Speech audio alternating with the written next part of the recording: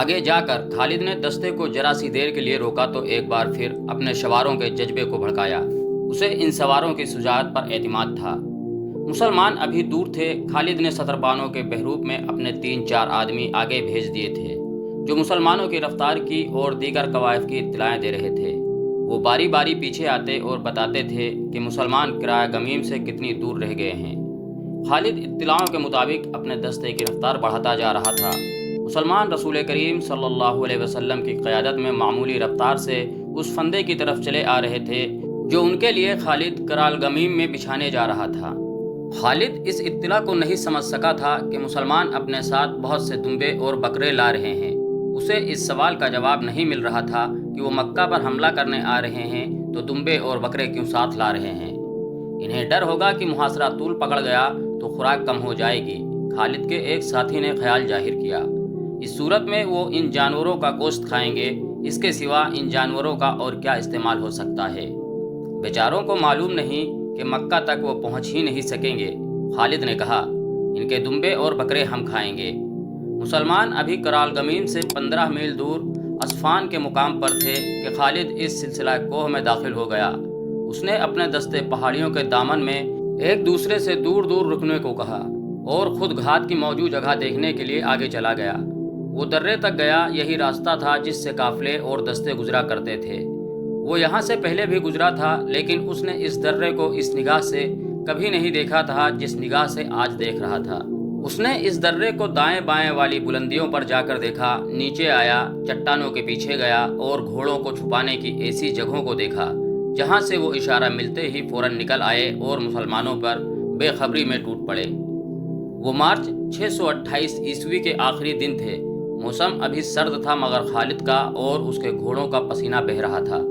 اس نے گھات کا علاقہ منتخب کر لیا اور اپنے دستے کو کئی حصوں میں تقسیم کر کے گھوڑوں کو درے کے علاقے میں چھپا دیا۔ اب اس نے اپنے ان آدمیوں کو جو مسلمانوں کی پیش قدمی کی اطلاعیں لاتے تھے اپنے پاس روک لیا، کیونکہ خدشہ تھا کہ مسلمان ان کی اصلیت معلوم کر لیں گے۔ مسلمان قریب آ گئے تھے، رات کو انہوں نے پڑاؤ کیا تھا۔ اگلی صبح جب نماز فجر کے بعد مسلمان کوچ کی تیاری کر رہے تھے، ایک آدمی رسول اکرم صلی اللہ علیہ وسلم کے پاس آیا۔ تمہاری حالت بتا رہی ہے کہ تم دوڑے ہوئے آئے ہو، رسول اکرم صلی اللہ علیہ وسلم نے کہا، اور تم کوئی اچھی خبر بھی نہیں لائے۔ یا رسول اللہ صلی اللہ علیہ وسلم، مدینے کے اس مسلمان نے کہا، خبر اچھی نہیں اور اتنی بری بھی نہیں۔ مکہ والوں کی نیت ٹھیک نہیں۔ میں کل سے کرا گمیم کی پہاڑیوں کے اندر گھوم پھر رہا ہوں۔ خدا کی قسم وہ مجھے نہیں دیکھ سکے جنہیں میں دیکھ آیا ہوں۔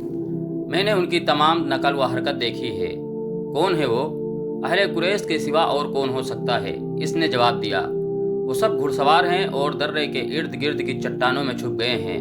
تعداد 300 اور 400 کے درمیان ہے۔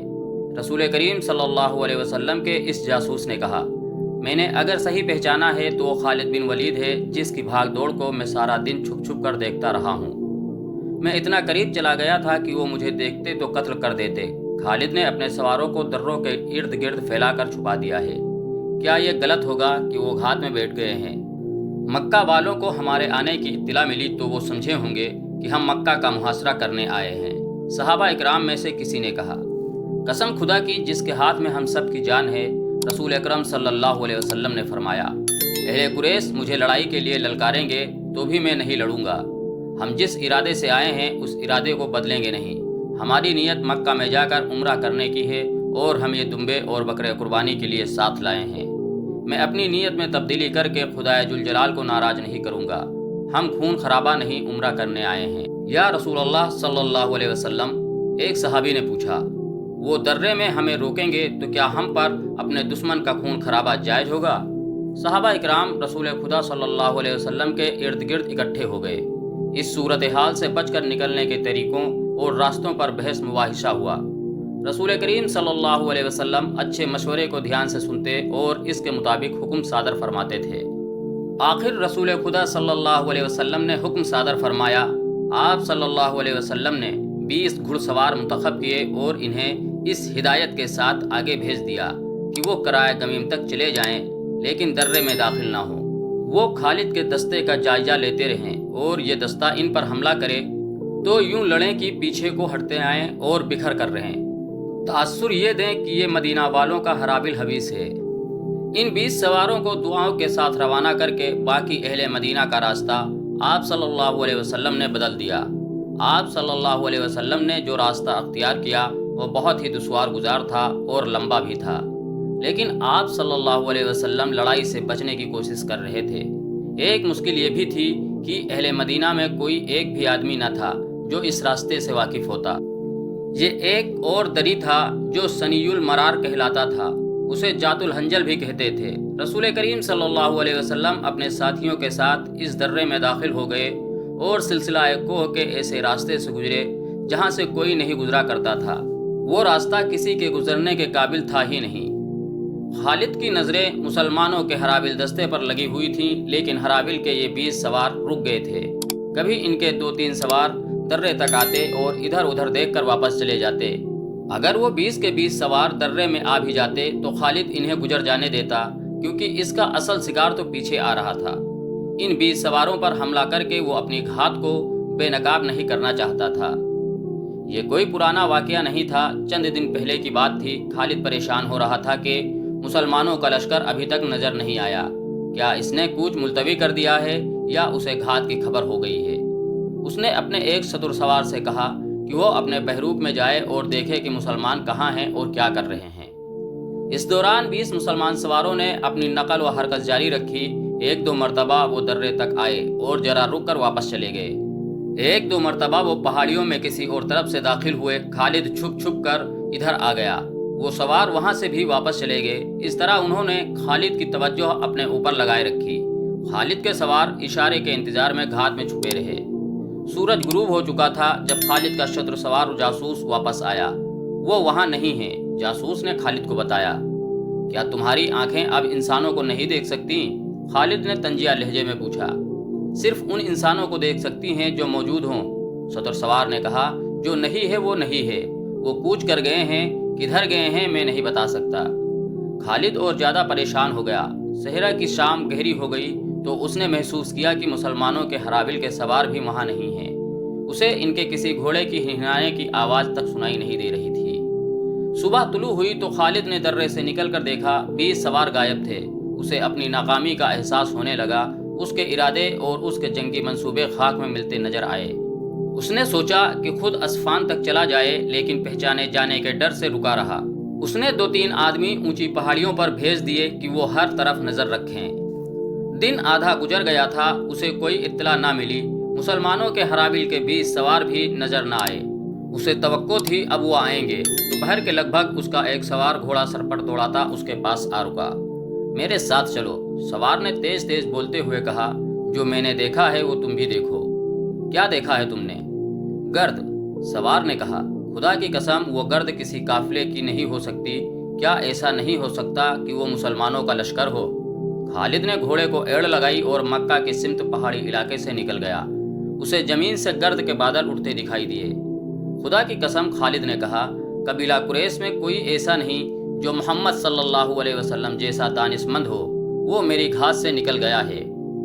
مسلمان رسول اللہ کی قیادت میں دوسری طرف سے مکہ کی طرف نکل گئے تھے۔ رات کو ان کے 20 سوار بھی دور کے راستے سے ان کے پیچھے گئے اور ان سے جا ملے تھے۔ خالد نے گھوڑا موڑا اور ایڑ لگائی۔ وہ کرائے گمیم کے اندر چلاتا اور گھوڑے کو سر پر دوڑاتا پھر رہا تھا۔ باہر آ جاؤ، مدینہ والے مکہ کو چلے گئے ہیں، تمام سوار سامنے آؤ۔ تھوڑی سی دیر میں اس کے 300 گھڑ سوار اس کے پاس آ گئے۔ وہ ہمیں دھوکہ دے گئے ہیں، خالد نے اپنے سواروں سے کہا۔ تم نہیں مانو گے، وہ گزر گئے ہیں، گزرنے کا کوئی دوسرا راستہ نہیں ہے۔ ہمیں اب زندگی اور موت کی دوڑ لگانی پڑے گی۔ سست ہو جاؤ گے تو وہ مکہ کا محاصرہ کر لیں گے، وہ بازی جیت جائیں گے۔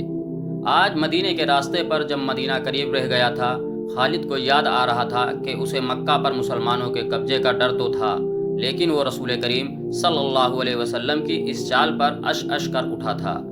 وہ خود فن حرب و جرب اور عسکری چالوں کا ماہر اور دلدادہ تھا۔ وہ سمجھ گیا کہ رسول اللہ صلی اللہ علیہ وسلم نے اپنے حرابل کے 20 سوار دھوکہ دینے کے لیے بھیجے تھے۔ سواروں نے اسے کامیابی سے دھوکہ دیا، اس کی توجہ کو گرفتار کیے رکھا اور مسلمان دوسری طرف سے نکل گئے۔ یہ جادو نہیں، خالد نے اپنے آپ سے کہا۔ اگر اپنے قبیلے کی سرداری مجھے مل جائے تو جادو کے یہ کرتب میں بھی دکھا سکتا ہوں۔ یہ صحیح تھا کہ اس کے باپ نے اسے ایسی عسکری تعلیم و تربیت دی تھی کہ جو میدان جنگ کا جادوگر کہلاتا تھا، مگر اس کے اوپر ایک سردار تھا، ابو سفیان۔ وہ قبیلے کا سالار اعلیٰ ہی تھا۔ اس کے ماتحت خالد اپنی کوئی چال نہیں چل سکتا تھا۔ اپنی اس مجبوری نے اس کے دل میں ابو سفیان کی نفرت پیدا کر دی تھی۔